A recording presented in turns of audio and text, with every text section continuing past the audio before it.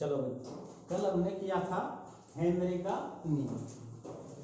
Henry का नियम की परिभाषा बता दो एक बार। हेनरी का नियम किससे कहते हैं? स्थिर ताप पर किसी गैस की विलेयता गैस के दाब के समानुपाती होती है। मतलब m समानुपाती p और m बराबर kp। k क्या है? स्थिरांक। बिल्कुल ठीक है, हेनरी का नियम कर लिया था। हेनरी ने अध्ययन किया था किस पर? हेनरी ने अध्ययन किया था गैसों की द्रव्य में विलेयता पर दाब का क्या प्रभाव पड़ता है। और हेनरी ने यह बताया था यदि किसी गैस का दाब बढ़ा दिया जाएगा तो उसकी विलेयता बढ़ेगी। ये था हेनरी का नियम। अच्छा, इसको हम मोल भिन्न के रूप में भी कर चुके थे कि आंशिक दाब है वो मोल भिन्न के समानुपाती होता है। अच्छा, हमने मोल भिन्न व आंशिक दाब में आरेख खींचा तो सरल रेखाएं थी। कल हमारी इस पे विस्तार से चर्चा हो चुकी थी। आज हम करें हेनरी के नियम के अनुप्रयोग। अनुप्रयोग देखो, हेनरी के नियम एग्जाम की दृष्टि से महत्वपूर्ण है। जब हेनरी पर बड़ा प्रश्न आता है तो प्रश्न पूछा जाता है हेनरी का नियम लिखो, उसकी सीमाएं लिखो और उसके अनुप्रयोग लिखो। छोटा प्रश्न पूछता है तो केवल हेनरी के नियम की परिभाषा और समीकरण पूछ लेता है। तो हेनरी के नियम की सीमाएं, पहली सीमा देखो, दाब बहुत अधिक नहीं होना चाहिए। हेनरी का नियम तभी लागू होता है जब दाब है वो बहुत अधिक नहीं हो। और दूसरा देखो, ताप बहुत कम नहीं होना चाहिए। मतलब दाब तो अधिक नहीं होना चाहिए और ताप कम नहीं होना चाहिए, बहुत कम नहीं होना चाहिए। और तीसरा देखो, विलयन तनु होना चाहिए। विलयन कैसा हो? तनु, अर्थात गैस की विलायक में विलेयता कम होनी चाहिए। गैस की विलेयता है वो कैसी हो? कम हो। अच्छा, चौथा देखो, चौथा क्या है? गैस की आणविक अवस्था, जो गैस है, जो विलय है, उसकी आणविक अवस्था द्रव तथा गैस दोनों अवस्थाओं में समान होनी चाहिए। अर्थात आप यहां से याद कर लो, गैस विलायक से क्रिया नहीं करे। गैस क्या करे? विलायक से क्रिया नहीं करे एवं आयनित व संगुणित नहीं हो।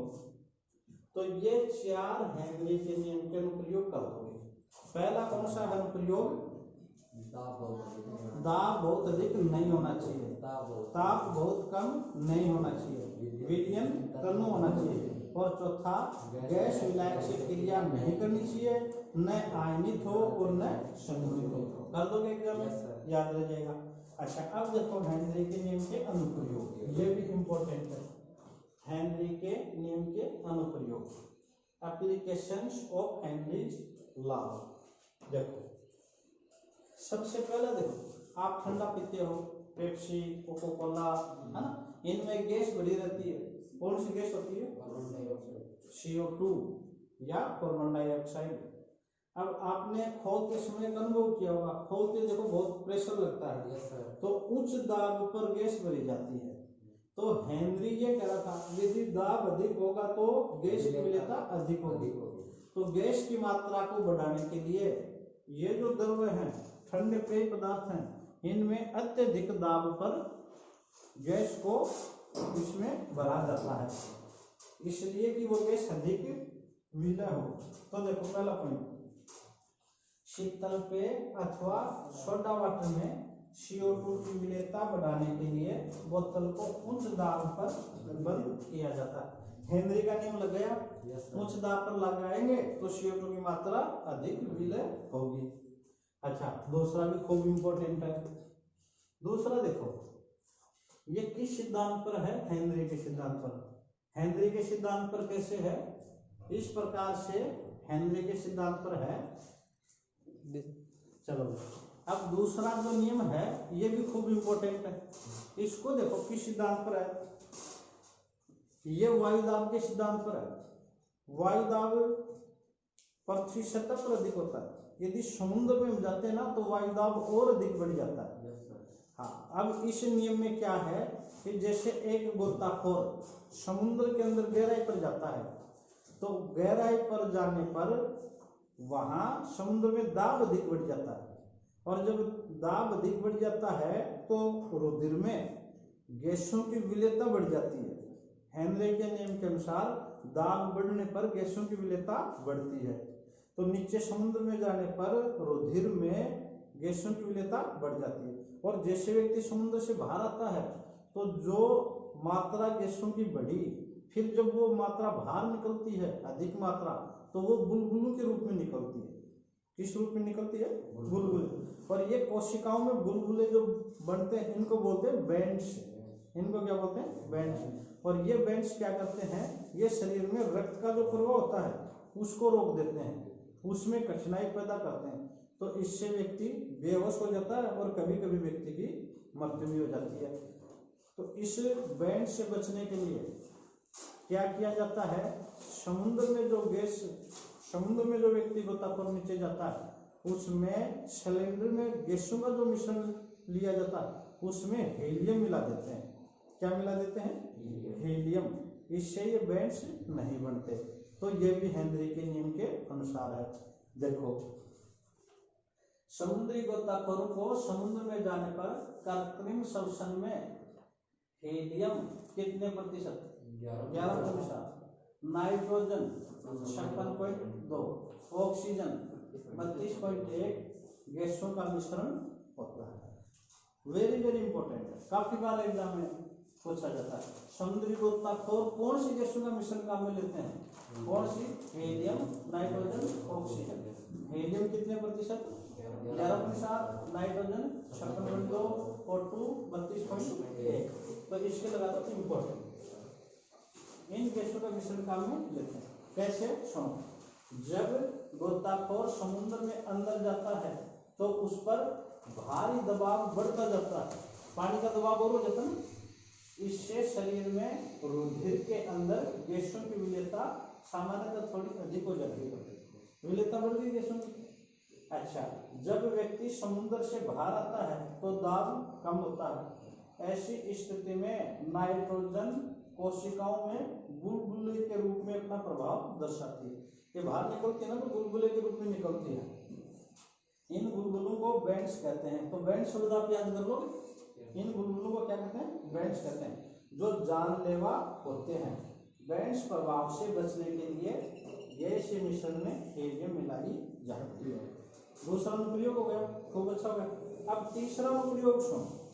देखो, बहुत ऊंचे पर्वत है, कुछ लोग ऐसे शहर हैं जो पहाड़ों पर बसे हुए हैं, या लोग बहुत ऊंचाई पर पर्वतों पर रहते हैं। उनके एक समस्या होती है। क्या समस्या होती है? ऊंचाई पर जाने पर वायुदाब कम हो जाता है। वायुदाब क्या होता है? कम हो जाता है। बहुत अधिक ऊंचाई पर तो वायुदाब और भी कम हो जाता है। अच्छा, जैसे ही वायुदाब कम होगा तो गैसों की विलेयता भी कम हो जाएगी। हेनरी यही तो करा है। दाब बढ़ेगा तो द्रव्य में गैसों की विलेयता बढ़ जाएगी, और दाब कम होगा तो विलेयता कम हो जाएगी। हमारा जो रुधिर है वो तो गया मिलाए, और गैस कौन सी होगी? ऑक्सीजन, नाइट्रोजन, वायुमंडल की गैसें।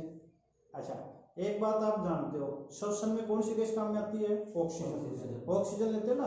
तो पर्वतीय स्थल पर शरीर का दाब कम होता है तो रुधिर में ऑक्सीजन कम जाती है। रुधिर में ऑक्सीजन क्या होता है? कम जाती है। अब देखो इसका क्या प्रभाव होगा। शरीर में ऑक्सीजन की पूर्ति नहीं होगी, कम ऑक्सीजन जाएगा रक्त में, शरीर को कम ऑक्सीजन मिलेगी। तो पर्वतों पर रहने वाले लोग वो क्या हो जाता है, उनकी एक तो सोचने की क्षमता कम हो जाते हैं और उनका शरीर कमजोर हो जाता है, और ये एक रोग होता है, और इस रोग को बोलते हैं एनोक्सिया। क्या बोलते हैं? एनोक्सिया। एक बात सुना करो, अधिक ऊंचाई वाले स्थानों पर O2 का आंशिक दाब कम होता है, अर्थात ऑक्सीजन की सांद्रता कम होती है। अतः पर्वतारोही जो लोग पर्वतों पर जाते हैं ना, एवं अधिक ऊंचाई पर रहने वाले व्यक्तियों में O2 की कमी के कारण क्या हो जाता है? शरीर कमजोर होने लगता है और उनके सोचने की क्षमता कम हो जाती है। और शरीर की ये स्थिति कौन सी, एक तो सोचने की क्षमता तो कम हो जाएगी और शरीर की क्षमता भी कम हो जाएगी, तो इससे एक रोग बोलते हैं। इस स्थिति को क्या बोलते हैं, एनोक्सिया। एनोक्सिया। एक बार आपके बोर्ड क्लास में ये पूछ लिया एनोक्सिया क्या है, एनोक्सिया क्या है, मान लो ये पूछ ले एनोक्सिया क्या है, तो आप क्या लिखोगे, आप ये लिखोगे पर्वतारोही, पर्वतारोही और ऊंचे पर्वतों पर रहने वाले व्यक्तियों के शरीर में ऑक्सीजन की मात्रा कम होती है, क्योंकि ऊंचे स्थान पर वायुदाब कम होता है, वायुदाब कम होता है तो उनके शरीर में ऑक्सीजन की मात्रा भी कम जाती है, शरीर को ऑक्सीजन कम मिलता है, तो इससे उनकी सोचने की क्षमता कमजोर हो जाती है और शरीर भी कमजोर हो जाता है। यही स्थिति क्या कहलाती है, एनोक्सिया। लिख दो एनोक्सिया में। तो ये हो गए हमारे किसके, हेनरी के नियम के अनुप्रयोग। देखो पहला तो किस पे था, अधिक दाब लगा करके ठंडे पेय पदार्थों को बंद किया जाता है। क्यों किया जाता है, दाब बढ़ने से उसमें CO2 की मात्रा बढ़ जाती है। दूसरा था हमने ये पढ़ा था कि समुद्र में गोताखोर जाते हैं तो उन पर दाब बढ़ जाता है, दाब बढ़ने पर गैसें रक्त में अधिक विलय हो जाती हैं। जब बड़ी व्यक्ति बाहर आता है तो वो गैस बाहर निकलती हैं, तो बुलबुलों के रूप में निकलती हैं, जिसे क्या बोलते हैं, बैंट्स। और ये बैंट्स कैसे होते हैं, जानलेवा। इनसे बचने के लिए गैस सिलेंडर में कौन सी गैस मिलाई जाती है, हीलियम। और उनके पास जो सिलेंडर होता है उसमें क्या मिश्रण होता है, हीलियम कितनी 11%, नाइट्रोजन 56%, ऑक्सीजन 32.1। अच्छा, एक जो ऊंचाई पर रहते हैं उनमें कौन सा रोग पाया जाता है, एनेक्सिया रोग में क्या होता है, शरीर कमजोर होने लगता है और उसकी सोचने की क्षमता कम हो जाती है। क्यों होता है ये, ऑक्सीजन की कमी से, ऑक्सीजन की कमी से। तो ये हमारा हेनरी का नियम, हेनरी के नियम की सीमाएं और हेनरी के नियम के अनुप्रयोग।